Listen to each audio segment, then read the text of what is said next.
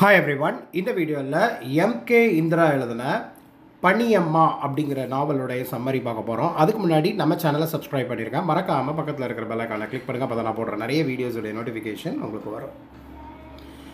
MK Indira இவங்க வந்து 5th ஜனவரி 1917 15 March 1994 வரைக்கும் வாழ்ந்த ஃபேமஸ் இந்தியன் நாவலிஸ்ட். அதாவது கன்னடா லாங்குவேஜில் எழுதுகிற இந்தியன் நாவலிஸ்ட் இவங்க.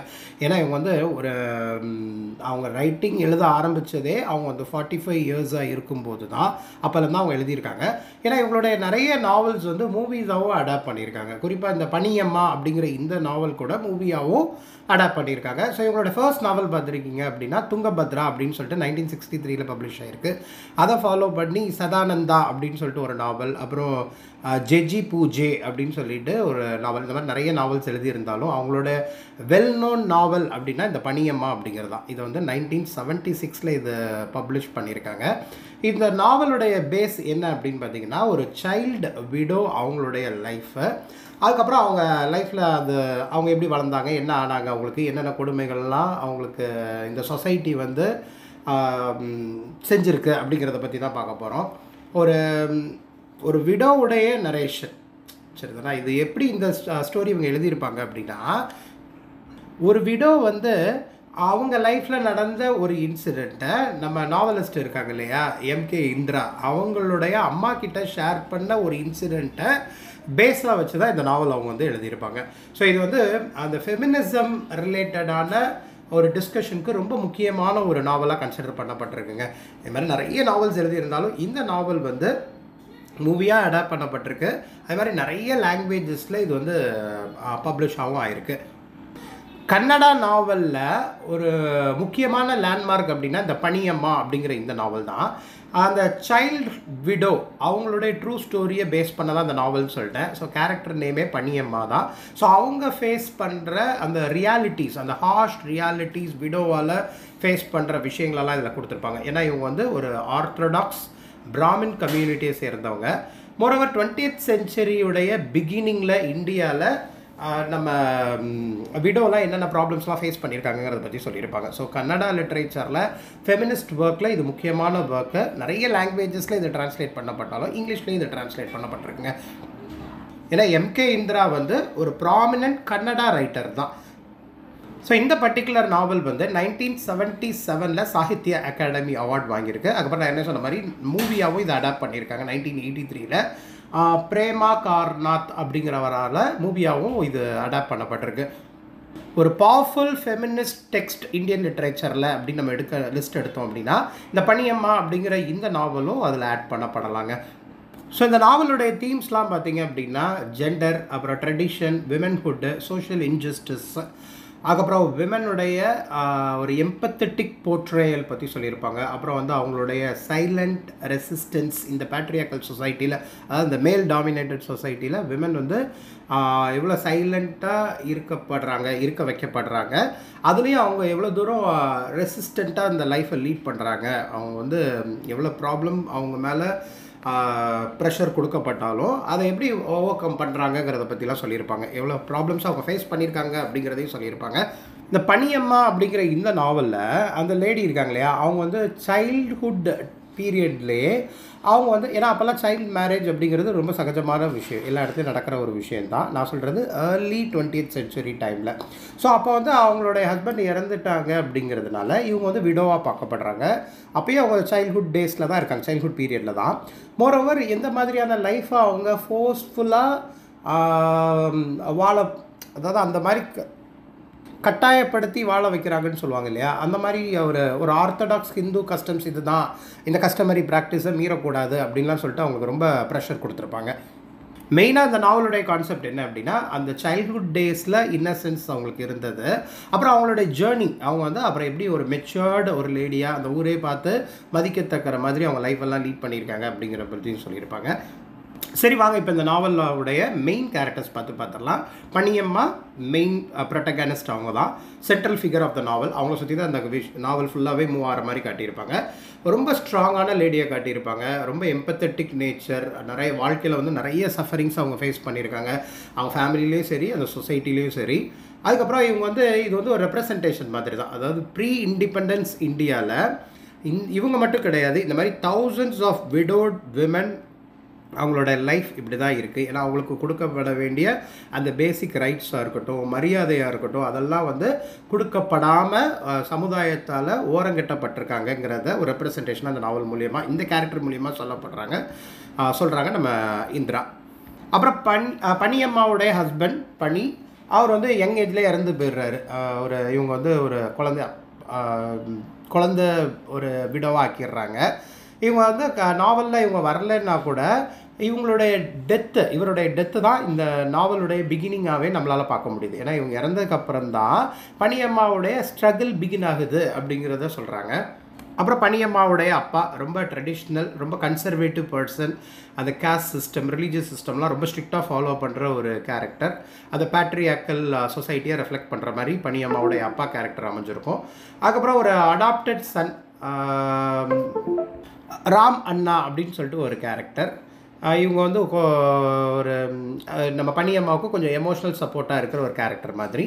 மோரோவர் இவருடைய ரோல் இந்த நாவலில் வந்து ஒரு பாசிட்டிவ், ஒரு ஹோப் கொடுக்குற மாதிரி அமைஞ்சிருக்கும். அப்புறம் நிறைய அன்னேம்டு விமன் கேரக்டர்ஸ் இதில் இருப்பாங்கங்க. அதெல்லாம் யாரை ரெப்ரசன்ட் பண்ணுவோம் அப்படின்னா இந்த சொசைட்டியை ரெப்ரசன்ட் பண்ணுது. சிலர் வந்து பனியம்மாவுடைய கண்டிஷன் பார்த்து ரொம்ப சிம்பத்தட்டிக்கலாக ஃபீல் பண்ணுவாங்க. இருந்தாலும் பேட்ரியாக்கல் சொசைட்டிங்கிறதுனால வேறு வழியே கிடையாது, அவங்க சொல்கிற அந்த ரூல்ஸ் அண்ட் ரெகுலேஷன்ஸை இவங்க ஃபாலோ பண்ணணும் அப்படிங்கிற மாதிரி ஒரு விமன் கூட்டெல்லாம் காட்டியிருப்பாங்க. இப்போது பனியம்மாவுடைய மேரேஜ் ஏஜ் பார்த்திங்க அப்படின்னா 8 to 9. அப்படி இருக்கும் பொழுது நஞ்சுண்டா இவங்க தான் பனியம்மாவுடைய ஹஸ்பண்ட். அவருடைய ஃபுல் நேம் பார்த்திங்க அப்படின்னா. ஸோ இவங்களுக்கு வந்து பனியம்மா வந்து 8 to 9 வயது தான் இருக்கும். அப்போவே கல்யாணம் பண்ணி வச்சிடுறாங்க. கல்யாணம் பண்ணி வச்ச ஃபியூ மந்த்ஸ்லேயே அவர் இறந்தும் போயிடுறாரு. அவர் அதுக்கப்புறம் ஃபுல்லாக அவங்க வந்து விடோவாக தான் இருக்கிறாங்க. என்னெல்லாம் டார்ச்சர் பண்ணப்பட்டிருப்பாங்க அப்படின்னா, அவங்க தலை வந்து மொட்டை அடிக்கப்படுது. அதுக்கப்புறம் வந்து சாப்பாடுமே அவங்க வயிறார சாப்பிட்ற மாதிரியான ஒரு சிச்சுவேஷன் கிடையாது.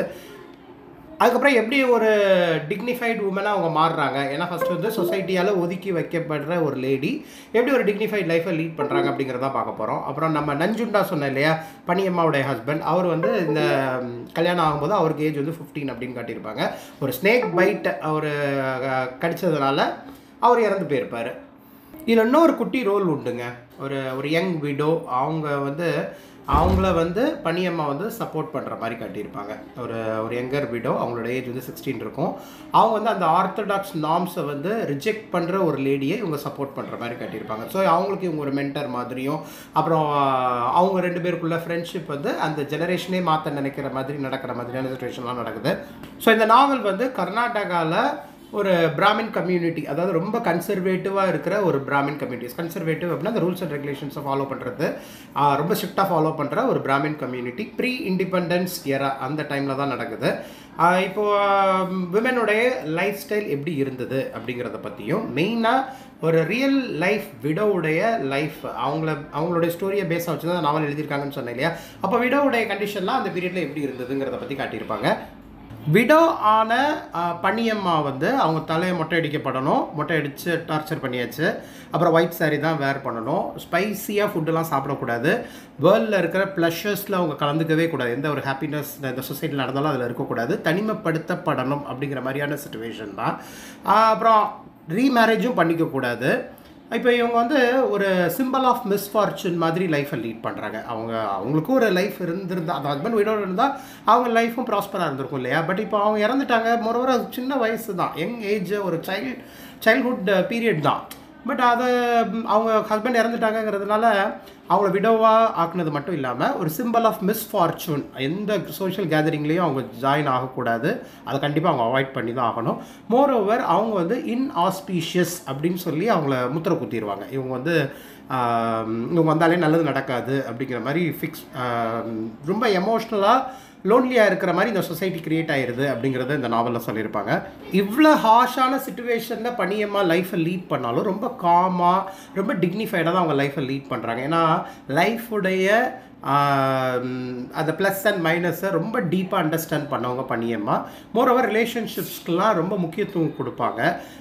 இவங்களை நம்பி வந்து சில விஷயங்கள் சஜஷன் கேட்குறாங்க அப்படின்னா அவங்களுக்கு நல்ல ஒரு கவுன்சிலிங் கொடுக்குறாங்க. ஏன்னா அந்தளவுக்கு இவங்க ரொம்ப நாலேஜபிளாகவும், அந்த நாலேஜ் அப்படின்னா படிப்பு சார்ந்த அறிவு கிடையாது, ஒரு இந்த வாழ்க்கை சார்ந்த ஒரு நாலேஜை வந்து மித்தவங்களுக்கு ஷேர் பண்ணுறதுலையும் மித்தவங்களுக்கு சப்போர்ட்டிவாக இருக்கிறதுலையும் இவங்க வந்து ஒரு எமோஷ்னல் சப்போர்ட் மாதிரின்னு வைங்களேன். அப்புறம் இந்த நாவலில் கொஞ்சம் கொஞ்சமாக அந்த வருடங்கள் கடந்து போகும்பொழுது இப்போ அந்த ஃப்ரீடம் மூமெண்ட் வருது, அப்புறம் ரெஃபார்மிஸ்ட் ஐடியாலாம் கொஞ்சம் கொஞ்சமாக இந்த ஆர்த்தடாக்ஸை சேலஞ்ச் பண்ணுற விதமாக வர்ற ஒரு டைமில் பனியம்மா வந்து ஒரு ஓல்டு விமனாக இருக்கிற மாதிரி காட்டுறாங்க.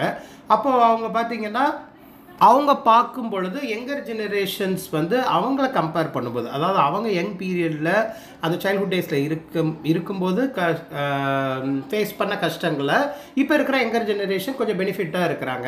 நிறைய விஷயங்கள், அதாவது அவங்க சைல்ட்ஹுட் டேஸில் இருக்கும்போது சில விஷயம் உங்களுக்கு கிடையாது அப்படின்னு சொல்லி ஒதுக்கி வைக்கப்பட்ட விஷயங்களெல்லாம் இப்போ அவங்களுக்கு கிடைக்குது அப்படின்னு சொல்லிட்டு அவங்க ஆச்சரியமாக பார்க்குற மாதிரி இந்த நாவல் அமைச்சிருப்பாங்க. லைக் கேர்ள்ஸ்க்கு வந்து எஜுகேஷன் கொடுக்கப்படுது, அப்புறம் சின்ன வயசுலேயே அந்த சைல்டுக்கு வந்து ஹஸ்பண்ட் இறந்துட்டாங்க அப்படின்னா விமன் ரீமேரேஜ் அந்த அந்த பாசிபிலிட்டிலாம் இப்போ நடக்குது அப்படின்னு சொல்கிறாங்க.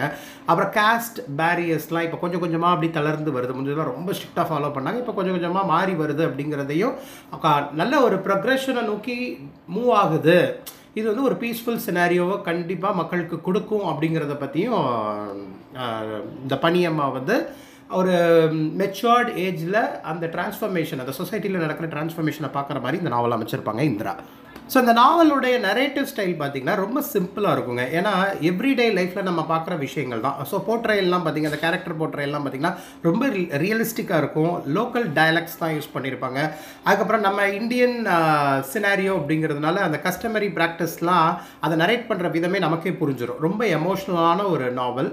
அண்ட் நிறைய விமனுடைய ட்ராஜடிஸ் எவ்வளோ சைலண்ட்டாக அவங்க லைஃப்பில் ஃபேஸ் பண்ணியிருக்காங்கங்கிறதையும் இது சொல்கிற மாதிரி அமைஞ்சிருக்கும். அதனால தான் இதை வந்து ஃபெமினிஸ்ட் நாவலுடைய லேண்ட்மார்க், ஒரு முக்கியமான ஒரு நாவல், இந்தியன் லிட்ரேச்சரில் ஒரு முக்கியமான நாவலாக பார்க்கப்படுது.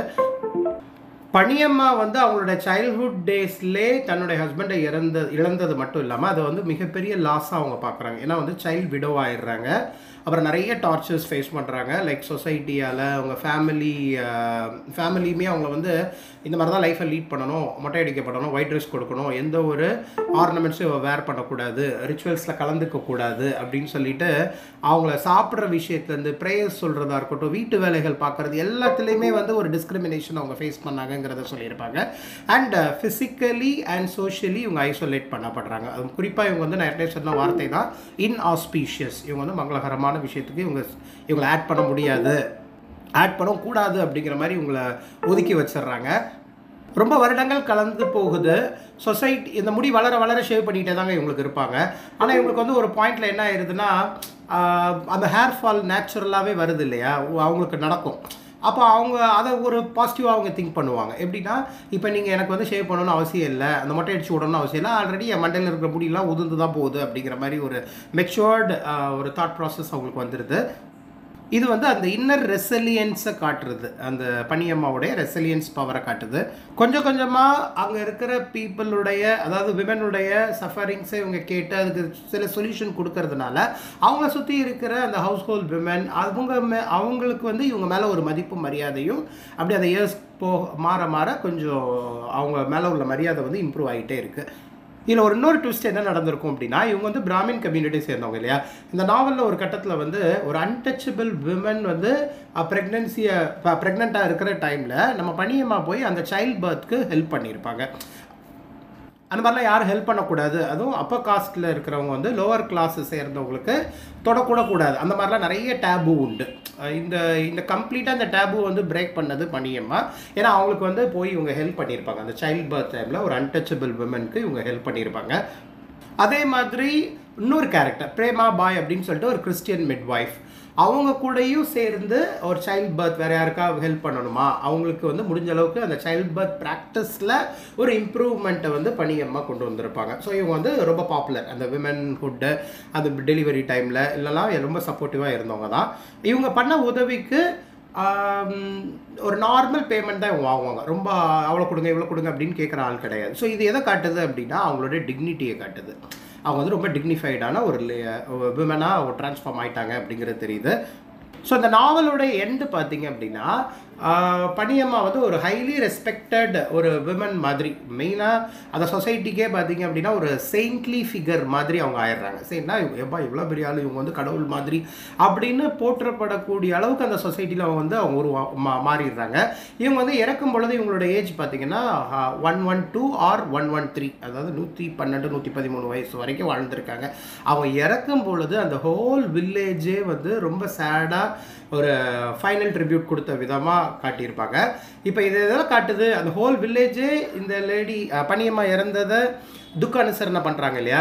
இது எதை மீன் பண்ணுது அப்படின்னா, எல்லா காஸ்ட்டுமே அந்த இடத்துல ஒன்றிணைஞ்சிருக்காங்க. எல்லா காஸ்ட்டு, எல்லா ஜெண்டர், எல்லா ரிலீஜனை ஃபாலோ பண்ணுறவங்க கூட தனித்தனிச்சு இருந்தால் கூட இவங்களுடைய டெத்துக்கு அந்த வில்லேஜ் பீப்புள் எல்லாம் சேர்ந்துருந்து ஒரு இறுதி மரியாதை செலுத்துறத, அதுவுமே ஒரு டிரான்ஸ்ஃபர்மேஷனாக இந்த நாவலில் வந்து இந்திரா வந்து சொல்லியிருப்பாங்க. ஏன்னா அவங்களோட ஃபியூனரல் பார்த்திங்கன்னா எல்லா வகையான மக்களும் அந்த இடத்துல இருப்பாங்க.